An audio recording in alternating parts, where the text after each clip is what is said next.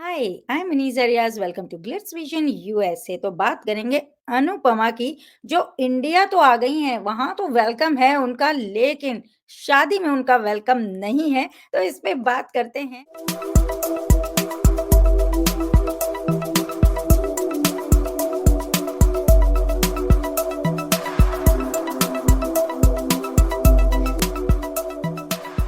ताकि ये दोनों जब आमने-सामने होते हैं, एक टकराव सा जो रहता है, जो जितना भी अनाय करे, बट कहीं न कहीं उसमें कहीं स्पार्क है, वाली बात है। तो लेट्स सी क्या होता है। मुझे तो अच्छा लगा सो फार, और देखते हैं आगे क्या होता है। आई नो कि वो बहुत ज्यादा लेक्चर देने में बिलीव करती है, बट आई थिंक उनका वो जो एक लाइन था प्री कैप में काफी इम्पैक्टफुल था कि जो समय है वो बदलता रहता है, और जो बैड टाइम्स जो आते हैं कीप्स चेंजिंग, और एक वो किसी का सगा नहीं होता, लेकिन वो कहीं पे एक जगह पे ठहरता नहीं है। Like you, that's what she said, आपकी तरह किसी का सगा नहीं है। तो वो मुझे बहुत अच्छा लगा।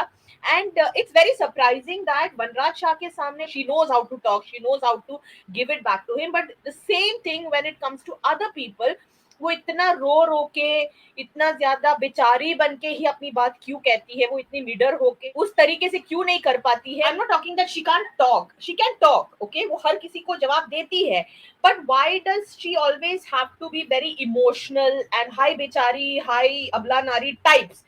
वो इमेज हो जाता है, मगर वो जवाब बराबर देती है, चाहे वो आद्या हो, चाहे वो यशदीप हो, सबको उन्होंने अच्छे से ही अपना पॉइंट रखा है। But still I do feel sometimes that वो वाली चीज भी नहीं होती ना, जिस तरह एक एटीट्यूड जो उनमें है when she is talking to Vanraj, not the hatred और नॉट द डिसलाइक, बट वो जो एक अलग सा एक करेज दिखता है उनके अंदर, you know, when she is handling Vanraj, वो शायद मुझे लगता है कि वो हर किसी के साथ उनका रहना चाहिए।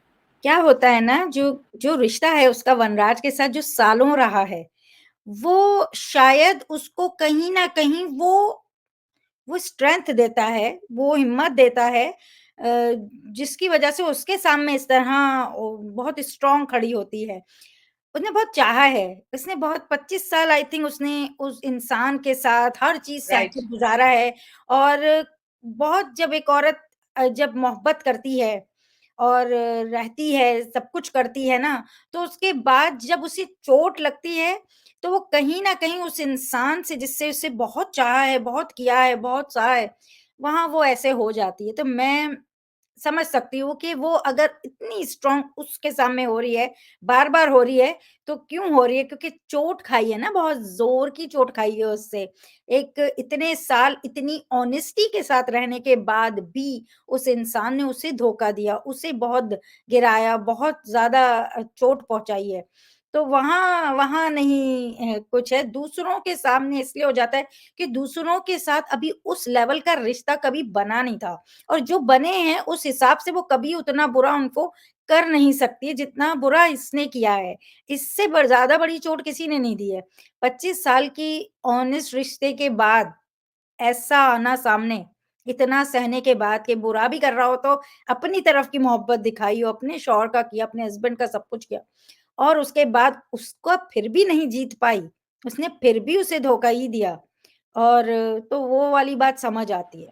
राइट, राइट, या I think that makes sense, that makes sense, true. Yes, तो उसके सामने हमेशा होगी, क्योंकि तुमको तो चाहा था ना, और तुमने उस चाहत का कभी रिस्पेक्ट नहीं किया है।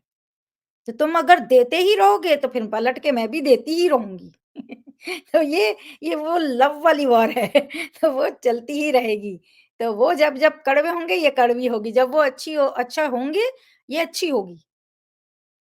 तो वो वाली बात है। तो राइट। एनीवेज़, हाँ, तो एनीवेज़ अगर आपको हमारा छोटा-सा डिस्कशन अच्छा लगा हो तो वीडियो को लाइक करें, चैनल को सब्सक्राइब करें और बेल आइकन को क्लिक करके रखें, ताकि नेक्स्ट टाइम जब हम वीडियो अपलोड करें तो आपको नोटिफ़िकेशन आ जाए, और देखते रहें Anupamaa on Star Plus. Take care, bye-bye.